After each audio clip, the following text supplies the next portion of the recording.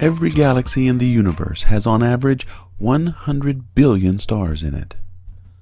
The vast majority of these stars are small and difficult to see. Cool red dwarfs and dim white dwarfs. Other stars, like our Sun, are yellow and temperate.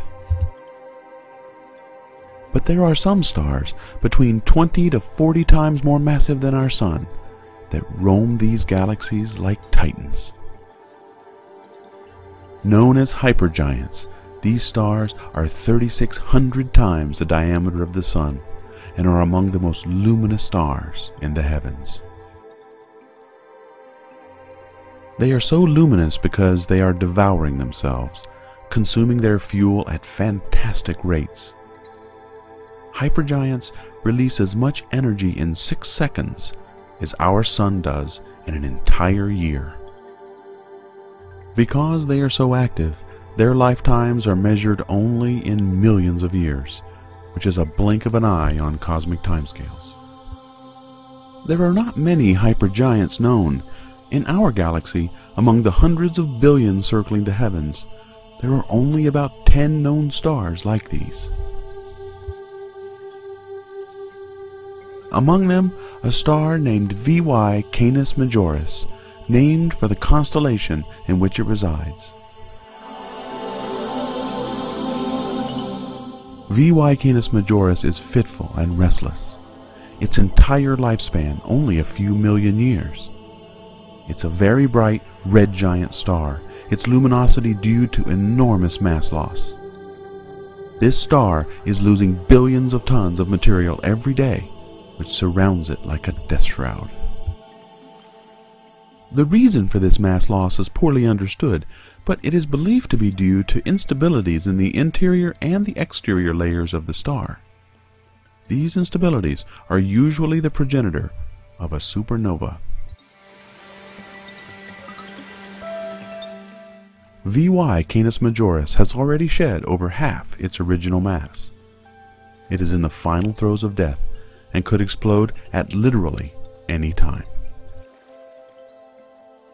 If it exploded today, some 4,900 light years away, the blast wave would slam into the surrounding envelope of material with a velocity of a few thousand kilometers per second and produce what is known as a Type 2N supernova.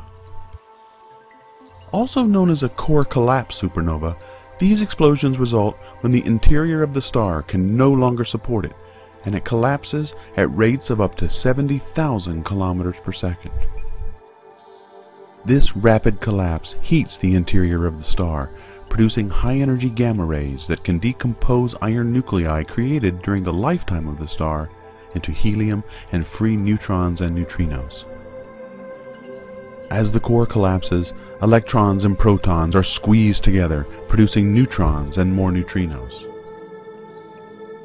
Since neutrinos rarely interact with other forms of matter, they escape, accelerating the core collapse and slams into the outer layer of the star, triggering the supernova explosion.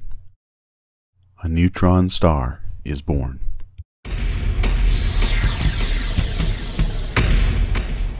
But VY Canis Majoris is so large, many astronomers believe its fate may be even more spectacular. It may die in what is called a hypernova. These outbursts contain more energy than 100 supernovae, emitting enormous quantities of gamma rays when it occurs.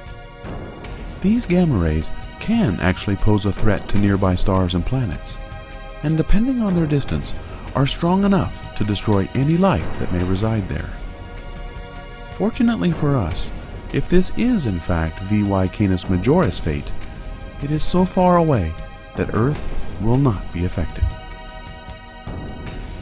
Finally, the core from this hypergiant is so massive that its collapse crushes even the neutrons together. The collapse is so inexorable nothing can stop it, leaving behind a black hole.